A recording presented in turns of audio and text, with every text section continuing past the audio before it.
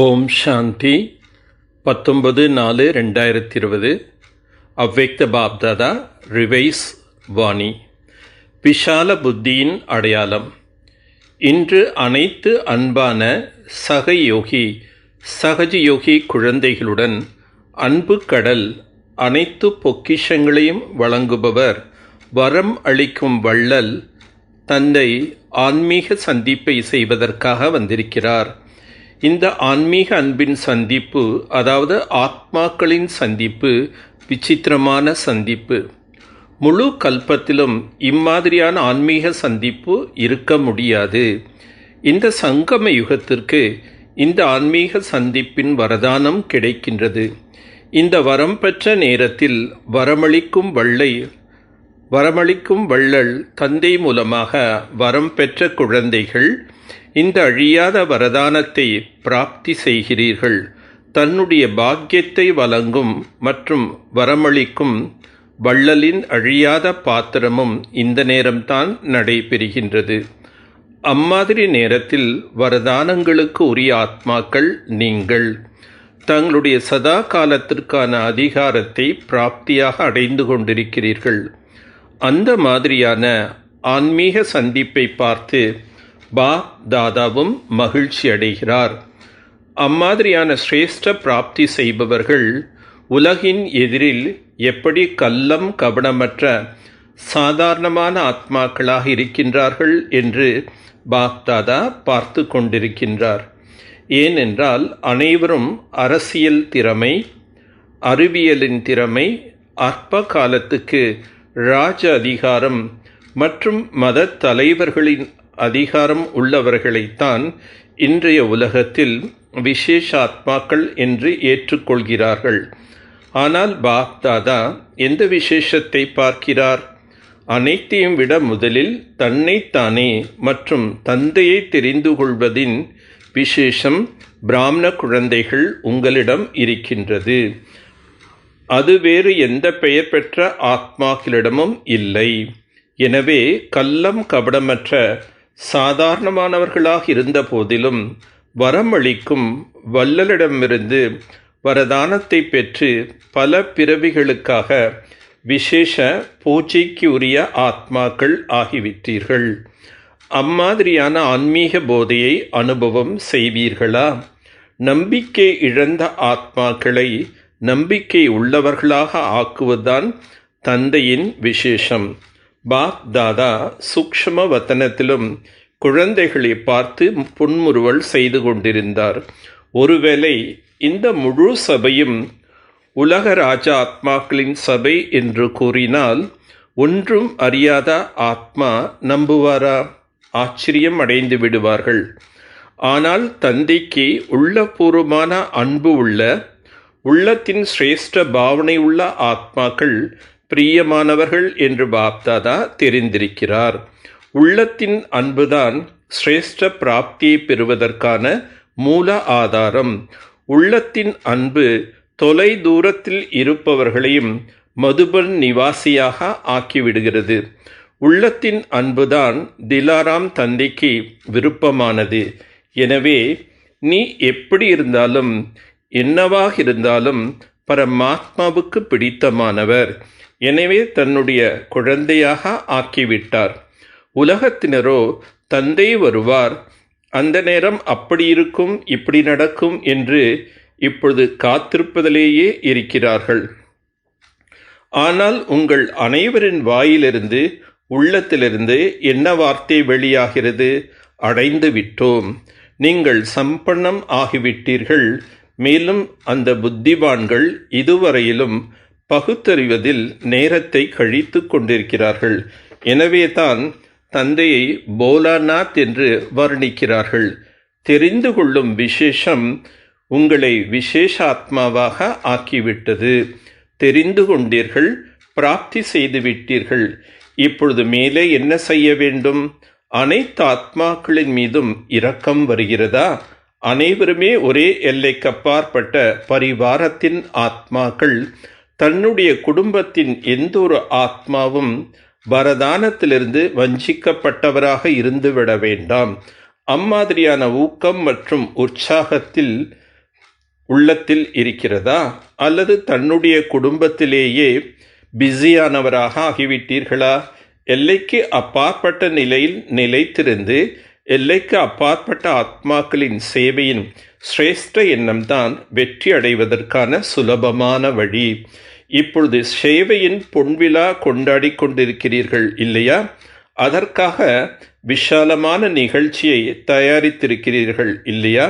எந்தளவு விஷாலமான நிகழ்ச்சியை உருவாக்கி இருக்கிறீர்களோ அந்தளவு விஷால உள்ளம், விஷால ஊக்கம் மற்றும் விஷால ரூபத்தில் ஏற்பாடுகள் செய்திருக்கிறீர்களா? அல்லது பேசுவதற்கு வாய்ப்பு கிடைத்தால் பேசிவிடுவோம் என்று இதையே யோசித்து கொண்டிருக்கிறீர்களா? அழைப்பிதழ் வினோயகம் செய்வதற்கு வாய்ப்பு கிடைத்தால் செய்துவிடுவோம் என்று இந்த ஏற்பாடுகள்தான் செய்திருக்கிறீர்களா? இதைத்தான் விஷால ஏற்பாடுகள் என்று சொல்ல முடியுமா? என்ன சேவை கிடைக்கிறதோ அதை செய்து விடுவதுதான் விஷால ஊக்கம் என்று கூறப்படுவதில்லை. சொன்ன சேவையை செய்வது கட்டளைப்படி நடப்பவர்களின் அடையாளம். ஆனால் எல்லைக்கப்பாற்பட்ட விஷால புத்தி, விஷால ஊக்கம், உற்சாகம் என்று இதை மட்டும் கூறுவதில்லை. விஷால தன்மையின் அடையாளம் ஒவ்வொரு நேரமும் தனக்கு கிடைத்திருக்கும் சேவையில் புதுமையை கொண்டு வருவதுதான். உணவு பரிவாரம் சேவையாக இருந்தாலும், சொற்பொழிவு நிகழ்த்தும் சேவையாக இருந்தாலும், ஒவ்வொரு சேவையிலும் ஒவ்வொரு நேரமும் புதுமையை நிரப்புவது என்பதுதான் விஷால தன்மை என்று கூறுவது. ஒரு வருடத்துக்கு முன்பு என்ன செய்தீர்களோ அதில் ஏதாவது ஆன்மீக தன்மையை சேர்ப்பது, ஏதாவது புதியதாக அவசியம் இருக்கட்டும். அந்த மாதிரி உள்ளத்தில் ஊக்கம், உற்சாகம் வருகிறதா? அல்லது எப்படி நடக்கிறதோ அப்படித்தான் இருக்கும் என்று யோசிக்கிறீர்களா? ஒவ்வொரு நேரமும் விதி மற்றும் வளர்ச்சி மாறிக்கொண்டே இருக்கிறதா? எப்படி நேரம் அருகில் வந்து கொண்டே இருக்கிறதோ அதுபோல் ஒவ்வொரு ஆத்மாவுக்கும் தந்தையின் பரிவாரத்தின் நெருக்கத்தை விசேஷமாக அனுபவம் செய்ய வையுங்கள். என்ன புதுமை கொண்டு வருவது என்று சிந்தியுங்கள்.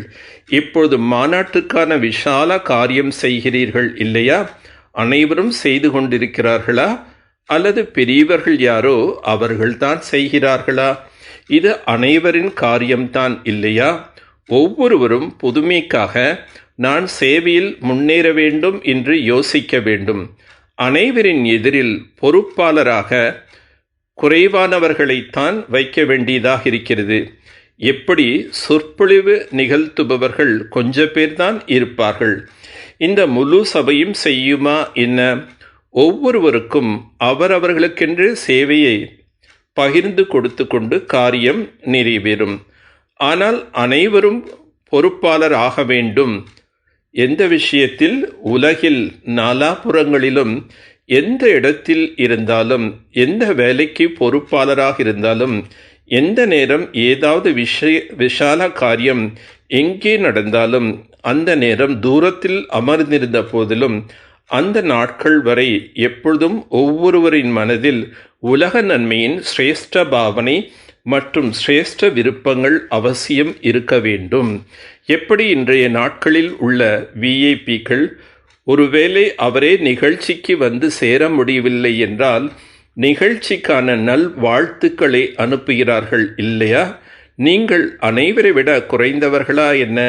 அனைத்து விசேஷ ஆத்மாக்களாகி உங்களின் சுப பாவனை, சுப விருப்பங்கள் அந்த காரியத்தை அவசியம் வெற்றி அடைவதாக ஆக்கும். இந்த விசேஷ தினத்தில் ஒவ்வொரு எல்லைக்குட்பட்ட விஷயங்களில் எண்ணத்தின் சக்தி மற்றும் நேரத்தின் சக்தியை வீணாக இழக்காமல் ஒவ்வொரு எண்ணம் மூலம் ஒவ்வொரு நேரமும் விஷால சேவைக்கு பொறுப்பாளராக ஆகி மனசக்தி மூலமாகவும் சகயோகியாக ஆக வேண்டும் என்ற விசேஷ கங்கணத்தை கற்றுக்கொள்ள வேண்டும். அபு மலையில் மாநாடு நடந்து கொண்டிருக்கிறது. நானோ இந்த தேசத்தில் இருக்கிறேன் என்று நினைக்க கூடாது. விஷால காரியத்தில் நீங்கள் அனைவரும் சகயோகிகள். சூழ்நிலை மற்றும் வாயு மண்டலத்தை உருவாக்குங்கள். அறிவியல் சக்தி மூலம் ஒரு தேசத்திலிருந்து இன்னொரு தேசத்துக்கு ராக்கெட்டை அனுப்ப முடியும் என்றால், அமைதியின் சக்தியின் மூலம் சுப பாவனை நன்மை மயக்கும் பாவனை மூலமாக இங்கு அபுமலையில் நீங்கள் மனசக்தி மூலமாக சகயோகியாக ஆக முடியாதா? சிலர் நடைமுறையில் பேச்சு மூலம் காரியங்கள் மூலம் பொறுப்பாளர் ஆவார்கள். சிலர் மன சேவைக்கு பொறுப்பாளர் ஆவார்கள். ஆனால் எத்தனை நாட்கள் நிகழ்ச்சி இருக்குமோ அது 5 நாட்கள் அல்லது 6 நாட்கள் இருக்கின்றது என்றால் அந்த முழு நாட்களும் ஒவ்வொரு பிராமண ஆத்மாவுக்கும் நான் ஆத்மா பொறுப்பாளராக ஆகி வெற்றியை கொண்டு வர வேண்டும் என்று சேவையின் கங்கணம் கட்டப்பட்டிருக்க வேண்டும். ஒவ்வொருவரும் தன்னை பொறுப்பாளர் என்று புரிந்து கொள்ள வேண்டும். அதற்காக அனைவருமே பொறுப்பாளர் என்றால் எனக்கு சொற்பொழிவு நிகழ்த்துவதற்கு வாய்ப்பு கிடைக்க வேண்டும் அல்லது ஏதாவது விசேஷ சேவை கிடைக்க வேண்டும். அப்பொழுதுதான் நான் பொறுப்பாளர் என்று எப்படி நினைக்கக்கூடாது. இதை பொறுப்பாளர் என்று சொல்ல மாட்டோம்.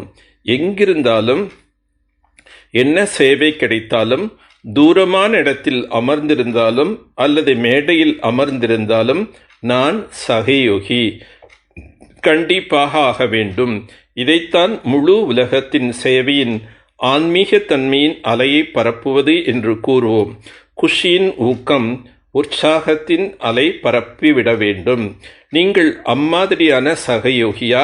இந்த மாநாட்டில் புதுமையை காண்பிப்பீர்கள் இல்லையா? பொன் விழா கொண்டாடுகிறீர்கள் என்றால் பொன் உலகம் வரப்போகின்றது என்ற குஷியின் அலைகளை நாலாபுறங்களிலும் பரவிவிட வேண்டும். பய பீதியில் இருக்கும் ஆத்மாக்கள் நம்பிக்கை இழந்த ஆத்மாக்களில் உயர்ந்த எதிர்காலத்தின் நம்பிக்கையை உருவாக்குங்கள். பயபீதியில் இருக்கும் ஆத்மாக்களில் குஷியின் அலையை உருவாகிவிடட்டும். இதுதான் பொன்விழாவின் பொன்னான சேவை. இதே லட்சியத்தை வையுங்கள். நீங்கள் ஒவ்வொரு காரியத்தில் வளைந்து கொடுக்கும் உண்மையான தங்கமாக ஆகி பொன்விழாவை கொண்டாட வேண்டும். புரிந்ததா? யார் இதுவரை செய்யவில்லையோ அவர்கள் செய்து காண்பிக்க வேண்டும். அம்மாதிரியான ஆத்மாக்களை பொறுப்பாளர் ஆக்குங்கள். அவர் ஒருவர் அநேக ஆத்மாக்களின் சேவைக்கு பொறுப்பாளர் ஆகிவிடட்டும். யோசித்து கொண்டே இருக்கிறீர்கள். ஆனால் செய்வோம் செய்வோம் என்று கூறி நேரம் கடந்து சென்று விடுகிறது. மேலும் கடைசியில் என்ன கிடைக்கிறதோ அதை மட்டும் பெற்று வருகிறீர்கள். எண்ணிக்கை அதிகரித்து விடுகிறது. ஆனால் விஷால நிகழ்ச்சி வைப்பதற்கான காரணமே ஒருவர் அநேகர்களுக்கு பொறுப்பாளர் ஆகிவிட வேண்டும். அம்மாதிரியான ஆத்மாக்கள் வர வேண்டும். நாலாபுறங்களிலும் சேவை நடந்து கொண்டுதான் இருக்கிறது இல்லையா? அவரவர்கள் ஸ்தானத்தில் அம்மாதிரியான ஆத்மாக்களின் காரியத்தை செய்து கொண்டே இருக்கிறார்கள். எனவே இப்பொழுதிருந்தே பொன் விழாவின் சுய சேவையின் மற்றும் தன்னுடன் சேர்ந்து மற்ற விசேஷ ஆத்மாக்களின் சேவையின் அலையை பரப்புங்கள். என்ன செய்ய வேண்டும் என்று புரிந்ததா? அன்போடு கடும் முயற்சி உழைப்பு செய்யுங்கள். அன்பு அம்மாதிரியானது. அது இல்லை, முடியாது என்று கூறுபவர்களையும் அன்பின் வசமாக்கி ஆம் சரி என்று சொல்பவராக ஆக்கிவிடுகிறது. நேரம் இல்லாவிட்டால் கூட நேரத்தை அதற்காக எடுத்துக்கொள்வார்கள். இதுவே ஆன்மீக அன்பு. அதற்காக நிலத்தை தயார் செய்யுங்கள். நிலமே அப்படித்தான், மனிதர்கள் அப்படித்தான் என்று நினைக்காதீர்கள். நீங்கள் எப்படி இருந்தீர்கள் மாறிவிட்டீர்கள் இல்லையா? சுப பாவனைக்கு எப்பொழுதும் சிரேஷ்ட பலன் இருக்கும். நல்லது. உங்களுடைய வீட்டுக்கு வந்திருக்கிறீர்கள். இதுவோ தந்தைக்கும் குஷிதான். ஆனால் நேரமோ எல்லைக்கு அப்பாற்பட்டது இல்லையா? நேரமோ எல்லைக்கு உட்பட்டது இல்லையா? எத்தனை எண்ணிக்கையோ அந்த அளவே பிரிக்கப்படுகிறது இல்லையா? ஒரு பொருள் 4 பேர்களுக்காக இருக்கிறது. பெறுபவர்கள் 8 பேர்கள் ஆகிவிட்டார்கள் என்றால் என்ன செய்வீர்கள்? அது விதியோடு செய்வீர்கள் இல்லையா? பாப் தாதாவுக்கும் விதி பிரகாரம் செல்ல வேண்டியதாகத்தான் இருக்கிறது. இவ்வளோ பேர் ஏன் வந்தீர்கள் என்று பாப் தாதாவோ கூற முடியாது. நன்றாக வாருங்கள், வரவேற்கிறோம். ஆனால் நேரத்துக்கு தகுந்தாற்போல் விதிமுறைகளை உருவாக்க வேண்டியதாக இருக்கிறது. ஆம், சூக்ஷ்ம வத்தனத்தில் நேரத்தின் எல்லையே கிடையாது. இந்த விசேஷ தினத்தில் ஒவ்வொரு எல்லைக்குட்பட்ட விஷயங்களில் எண்ணத்தின் சக்தி மற்றும் நேரத்தின் சக்தியை வீணாக இழக்காமல் ஒவ்வொரு எண்ணம் மூலம் ஒவ்வொரு நேரமும் விஷால சேவைக்கு பொறுப்பாளராக ஆகி மனசக்தி மூலமாகவும் சகயோகியாக ஆக வேண்டும் என்ற விசேஷ கங்கணத்தை கற்றுக்கொள்ள வேண்டும். அபு மலையில் மாநாடு நடந்து கொண்டிருக்கிறது. நானோ இந்த தேசத்தில் இருக்கிறேன் என்று நினைக்க கூடாது. விஷால காரியத்தில் நீங்கள் அனைவரும் சகயோகிகள். சூழ்நிலை மற்றும் வாயு மண்டலத்தை உருவாக்குங்கள். அறிவியல் சக்தி மூலம் ஒரு தேசத்திலிருந்து இன்னொரு தேசத்துக்கு ராக்கெட்டை அனுப்ப முடியும் என்றால், அமைதியின் சக்தியின் மூலம் சுப பாவனை, நன்மை மயக்கும் பாவனை மூலமாக இங்கு அபு மலையில் நீங்கள் மனசக்தி மூலமாக சகயோகியாக ஆக முடியாதா? சிலர் நடைமுறையில் பேச்சு மூலம், காரியங்கள் மூலம் பொறுப்பாளர் ஆவார்கள். சிலர் மன சேவைக்கு பொறுப்பாளர் ஆவார்கள். ஆனால் எத்தனை நாட்கள் நிகழ்ச்சி இருக்குமோ அது 5 நாட்கள் அல்லது 6 நாட்கள் இருக்கின்றது என்றால், அந்த முழு நாட்களும் ஒவ்வொரு பிராமண ஆத்மாவுக்கும் நான் ஆத்மா பொறுப்பாளராக ஆகி வெற்றியை கொண்டு வர வேண்டும் என்று சேவையின் கங்கணம் கட்டப்பட்டிருக்க வேண்டும். ஒவ்வொருவரும் தன்னை பொறுப்பாளர் என்று புரிந்து கொள்ள வேண்டும். அதற்காக அனைவருமே பொறுப்பாளர் என்றால் எனக்கு சொற்பொழிவு நிகழ்த்துவதற்கு வாய்ப்பு கிடைக்க வேண்டும், அல்லது ஏதாவது விசேஷ சேவை கிடைக்க வேண்டும். அப்பொழுதுதான் நான் பொறுப்பாளர் என்று எப்படி நினைக்க கூடாது. இதை பொறுப்பாளர் என்று சொல்ல மாட்டோம். எங்கிருந்தாலும் என்ன சேவை கிடைத்தாலும், தூரமான இடத்தில் அமர்ந்திருந்தாலும் அல்லது மேடையில் அமர்ந்திருந்தாலும் நான் சகயோகி கண்டிப்பாக ஆக வேண்டும். இதைத்தான் முழு உலகத்தின் சேவையின் ஆன்மீக தன்மையின் அலையை பரப்புவது என்று கூறுவோம். குஷியின் ஊக்கம், உற்சாகத்தின் அலை பரப்பிவிட வேண்டும். நீங்கள் அம்மாதிரியான சகயோகியா? இந்த மாநாட்டில் புதுமையை காண்பிப்பீர்கள் இல்லையா? பொன் விழா கொண்டாடுகிறீர்கள் என்றால் பொன் உலகம் வரப்போகின்றது என்ற குஷியின் அலைகளை நாலாபுறங்களிலும் பரவிவிட வேண்டும். பய பீதியில் இருக்கும் ஆத்மாக்கள், நம்பிக்கை இழந்த ஆத்மாக்களில் உயர்ந்த எதிர்காலத்தின் நம்பிக்கையை உருவாக்குங்கள். பயபீதியில் இருக்கும் ஆத்மாக்களில் குஷியின் அலையை உருவாகிவிடட்டும். இதுதான் பொன்விழாவின் பொன்னான சேவை. இதே லட்சியத்தை வையுங்கள். நீங்கள் ஒவ்வொரு காரியத்தில் வளைந்து கொடுக்கும் உண்மையான தங்கமாக ஆகி பொன்விழாவை கொண்டாட வேண்டும். புரிந்ததா? யார் இதுவரை செய்யவில்லையோ அவர்கள் செய்து காண்பிக்க வேண்டும். அம்மாதிரியான ஆத்மாக்களை பொறுப்பாளர் ஆக்குங்கள். அவர் ஒருவர் அநேக ஆத்மாக்களின் சேவைக்கு பொறுப்பாளர் ஆகிவிடட்டும். யோசித்து கொண்டே இருக்கிறீர்கள், ஆனால் செய்வோம் செய்வோம் என்று கூறி நேரம் கடந்து சென்று விடுகிறது. மேலும் கடைசியில் என்ன கிடைக்கிறதோ அதை மட்டும் பெற்று வருகிறீர்கள். எண்ணிக்கை அதிகரித்து விடுகிறது. ஆனால் விஷால நிகழ்ச்சி வைப்பதற்கான காரணமே ஒருவர் அநேகர்களுக்கு பொறுப்பாளர் ஆகிவிட வேண்டும். அம்மாதிரியான ஆத்மாக்கள் வர வேண்டும். நாலாபுறங்களிலும் சேவை நடந்து கொண்டுதான் இருக்கிறது இல்லையா? அவரவர்கள் ஸ்தானத்தில் அம்மாதிரியான ஆத்மாக்களின் காரியத்தை செய்து கொண்டே இருக்கிறார்கள். எனவே இப்பொழுதிருந்தே பொன் விழாவின் சுய சேவையின் மற்றும் தன்னுடன் சேர்ந்து மற்ற விசேஷ ஆத்மாக்களின் சேவையின் அலையை பரப்புங்கள். என்ன செய்ய வேண்டும் என்று புரிந்ததா? அன்போடு கடும் முயற்சி உழைப்பு செய்யுங்கள். அன்பு அம்மாதிரியானது. அது இல்லை, முடியாது என்று கூறுபவர்களையும் அன்பின் வசமாக்கி ஆம் சரி என்று சொல்பவராக ஆக்கிவிடுகிறது. நேரம் இல்லாவிட்டால் கூட நேரத்தை அதற்காக எடுத்துக்கொள்வார்கள். இதுவே ஆன்மீக அன்பு. அதற்காக நிலத்தை தயார் செய்யுங்கள். நிலமே அப்படித்தான், மனிதர்கள் அப்படித்தான் என்று நினைக்காதீர்கள். நீங்கள் எப்படி இருந்தீர்கள், மாறிவிட்டீர்கள் இல்லையா? சுப பாவனைக்கு எப்பொழுதும் சிரேஷ்ட பலன் இருக்கும். நல்லது. உங்களுடைய வீட்டுக்கு வந்திருக்கிறீர்கள். இதுவோ தந்தைக்கும் குஷிதான். ஆனால் நேரமோ எல்லைக்கு அப்பாற்பட்டது இல்லையா? நேரமோ எல்லைக்கு உட்பட்டது இல்லையா? எத்தனை எண்ணிக்கையோ அந்த அளவே பிரிக்கப்படுகிறது இல்லையா? ஒரு பொருள் 4 பேர்களுக்காக இருக்கிறது, பெறுபவர்கள் 8 பேர்கள் ஆகிவிட்டார்கள் என்றால் என்ன செய்வீர்கள்? அது விதியோடு செய்வீர்கள் இல்லையா? பாப் தாதாவுக்கும் விதி பிரகாரம் செல்ல வேண்டியதாகத்தான் இருக்கிறது.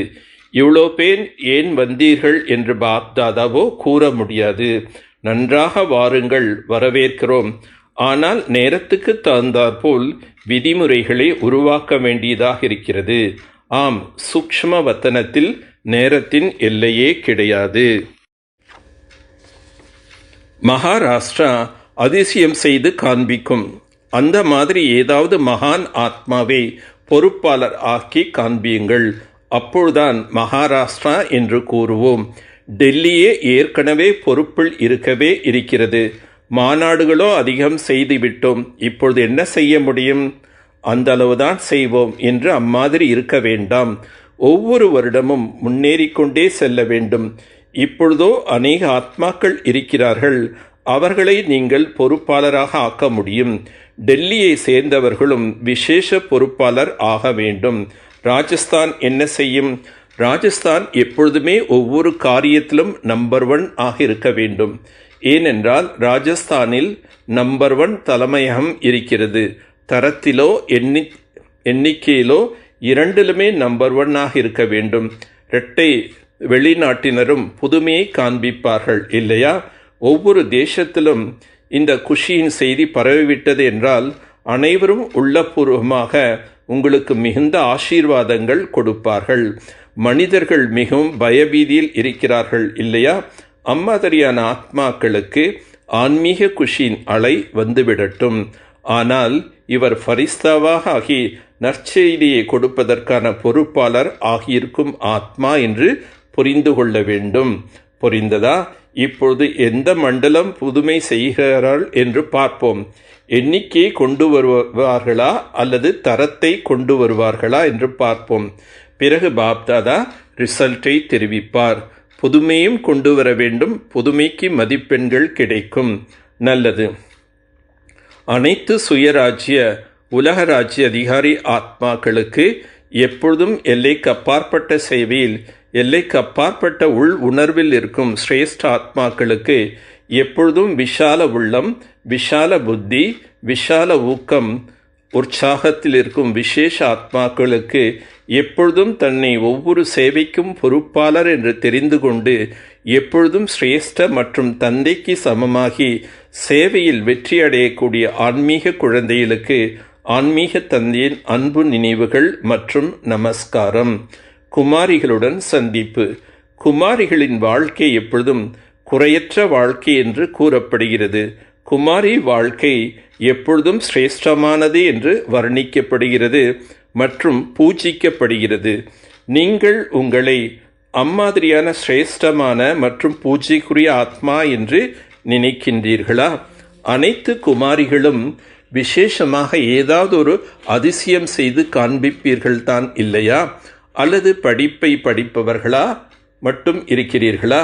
விஸ்வ சேவாதாரி ஆவீர்களா?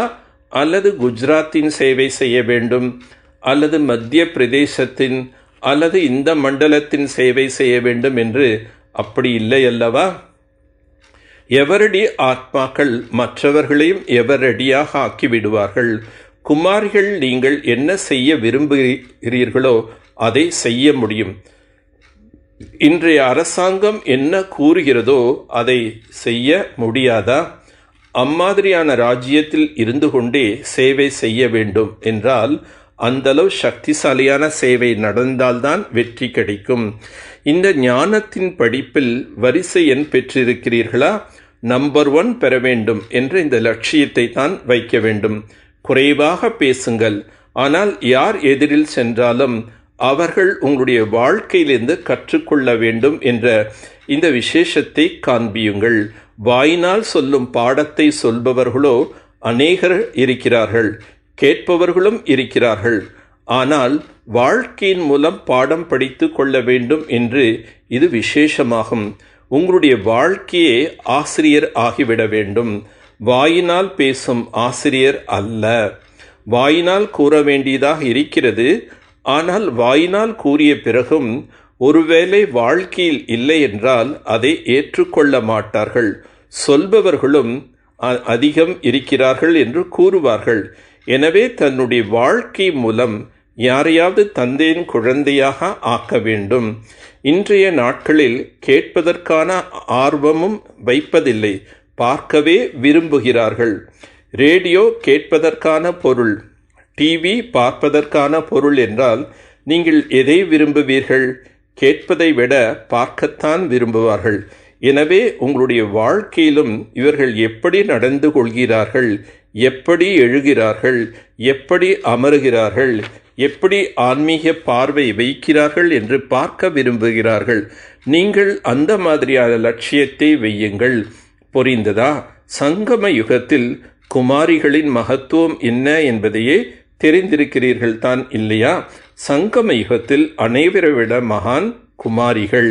எனவே தன்னை மகான் என்று புரிந்து கொண்டு சேவையில் சகயோகியாக ஆகியிருக்கிறீர்களா அல்லது இனிதான் ஆக வேண்டுமா?